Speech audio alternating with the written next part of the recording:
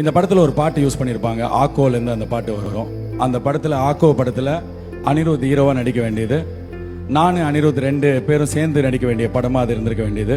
So அவசரமாக போயிட்டு ஒரு நைட் நாங்கள் போய் முடியெல்லாம் வெட்டிட்டோம் படத்துக்கு ஃபோட்டோ ஷூட்டுக்கு முடி வெட்டினோன்னு அந்த ப்ரொடியூசர் பார்த்துட்டு சூப்பராக இருக்கீங்க சார் அப்படின்னு சொல்லிட்டு ஒரு செக் எழுதி கொடுத்தாரு 2 லட்சம் ரூபாய்க்கு. நான் வந்து என் பையனுக்கு ஃபர்ஸ்ட் பர்த்டே கொண்டாடணும்னு சொல்லிட்டு அடுத்த நாளைக்கு அந்த செக்கை போட்டு படத்தில் நடிக்க போகிறேன்னு சொல்லிட்டு ஃபர்ஸ்ட் பர்த்டே பயங்கர விமர்சையாக கொண்டாடி எல்லாரையும் கூப்பிட்டு பிரியாணிலாம் போட்டுலாம் பண்ணிட்டேன். 10 நாளில் பார்த்தா அனிருத் நடிக்க மாட்டேன்ட்டாரு. ஐயோ இப்போ காசு திருப்பி கேட்பாங்களேன்னு ஒரு பயம். ஏன்னா அப்போ வந்து 2 லட்ச ரூபாவே வந்து பெரிய காசு. ஸோ சடனாக பார்த்தா அந்த ப்ரொடியூசர் எனக்கு காலே பண்ணல. 1 மாதம் ஆச்சு. 1 மாதம் கழிச்சு நான் அந்த ப்ரொடியூசர் கிட்ட என்கிட்ட ஒரு ஈவெண்ட் பண்ணி கொஞ்சம் காசு இருந்தது, கொடுத்துடலான்னு கால் பண்ணேன்.